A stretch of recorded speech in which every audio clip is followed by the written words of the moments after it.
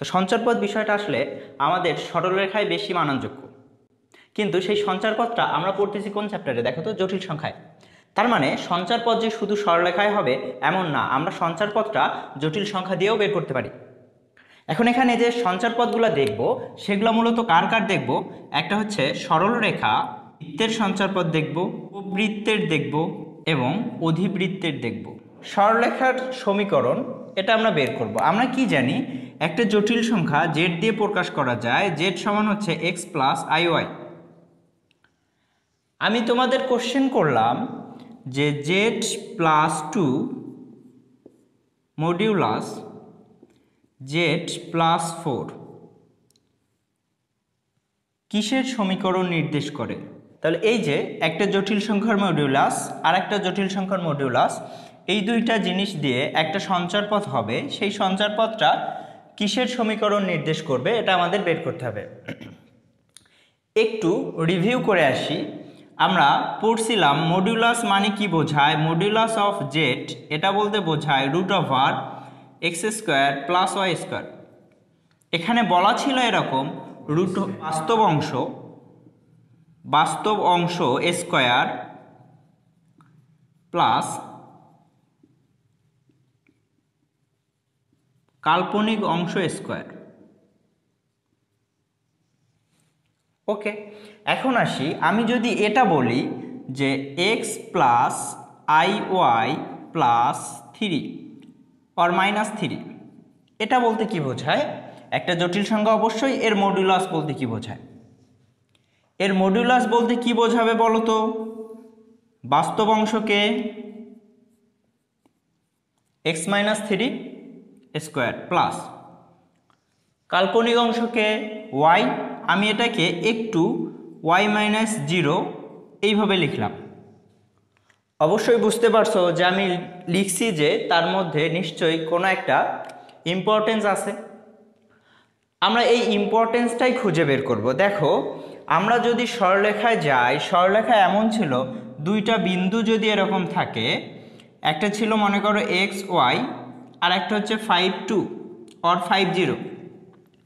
তাহলে দুইটা বিন্দুর আমরা যদি দূরত্ব বের করতাম, এই পয়েন্টটাকে বলতেছি এ, এই পয়েন্টটা হচ্ছে বি। তাহলে এ বি যদি দূরত্ব বের করতাম, এ বি দূরত্ব কি আসতো বলো তো?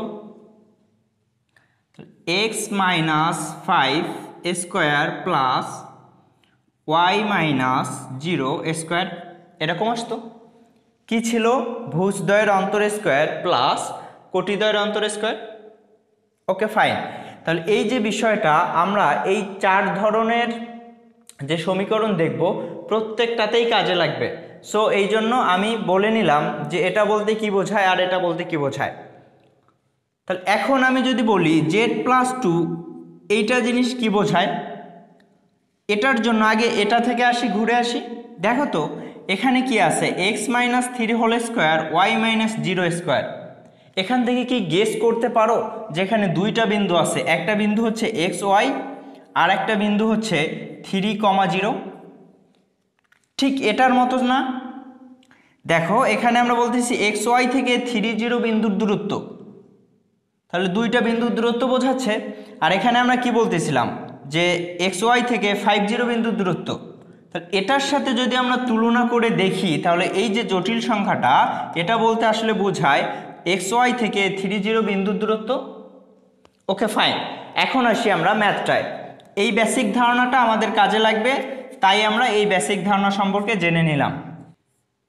এক্স প্লাস আই ওয়াই জেটের value +2 equal x plus I y +4। যেহেতু মডিউলাস, তাহলে আমরা বের করে নেই মানটা। বাস্তব অংশ হচ্ছে X plus 2 whole square plus Y square equal x plus 4 plus Y square. এখন এটা যদি আমরা সিম্পলিফাই করি, সিম্পলিফাই করতে গেলে প্রথমে যেহেতু দুই সাইডে রুট আছে, তাহলে আমাদের রুট সরানোর জন্য দুই সাইডে বর্গ করা লাগবে। বর্গ করে ফেলো। তাহলে বর্গ করলে থাকবে X plus 2 plus Y square equal x plus 4 plus Y square. তাহলে দেখো এটা A plus B whole square ফর্মুলায় এটা আমরা লিখতে পারি এবং ওয়াই স্কোয়ার ছিল লিখে দিলাম। তো এটা হচ্ছে এ প্লাস বি হোল স্কোয়ার, এতটুকু লিখতে পারি এবং ওয়াই স্কোয়ার ছিল লিখে দিলাম। দেখো তো দুই সাইড থেকে আমাদের কাটাকাটি করা যায় কিনা। কেটে গেল, থাকে কি এই সাইডে থাকে আমার 4x প্লাস 4, ওই সাইড থেকে যদি এই সাইডে নিয়ে আসি -8x মাইনাস 16 ইকুয়াল হচ্ছে কত 0। 4x মাইনাস 8x তাহলে -4x, আর আমি যদি সংখ্যাকে ওই সাইডে নিয়ে যাই তাহলে হয়ে যাবে কত 12, -16 প্লাস 4 12, -12 ওই সাইডে গিয়ে কি হচ্ছে প্লাস 12, তাহলে x ইকুয়াল কত আসবে -3 আসবে। x ইকুয়াল মাইনাস সামথিং, এটা কিসের সমীকরণ নির্দেশ করে জানা আছে অবশ্যই। দেখো এটা x অক্ষ এবং এটা y অক্ষ যদি হয় x ইকুয়াল -3, অর্থাৎ এই বরাবর 3 একক এসে এইখানে আমি যে রেখাটা পাবো এই রেখাটাকে আমরা বলতেছি কি x ইকুয়াল -3। এই রেখাটা কি y অক্ষের সমান্তরাল, তাহলে y অক্ষের সমান্তরাল রেখার সমীকরণ হচ্ছে এটা, আর y অক্ষের সমান্তরাল রেখা অবশ্যই একটা সরল রেখা, তাই এটা হচ্ছে একটা সরলরেখার সমীকরণ। আমাদের যদি রিটেনে আসে বা সৃজনশীলে আসে সবার জন্য কিন্তু এই প্রসেসটা চলবে বা এই প্রসেসটা আমার লাগবেই, অর্থাৎ এই চারটার জন্যই রিটেনের একটাই প্রসিডিউর আমাকে ফলো করা লাগবে, সেটা হচ্ছে এই নিয়মটা। আমি এইটা দেখে কিভাবে বুঝবো যে এটা সরলরেখাই বোঝায়। আগে যখন আমি তোমাকে বলতেছিলাম যে z+2 এটার মডুলাস বলতে কি বোঝায় x+2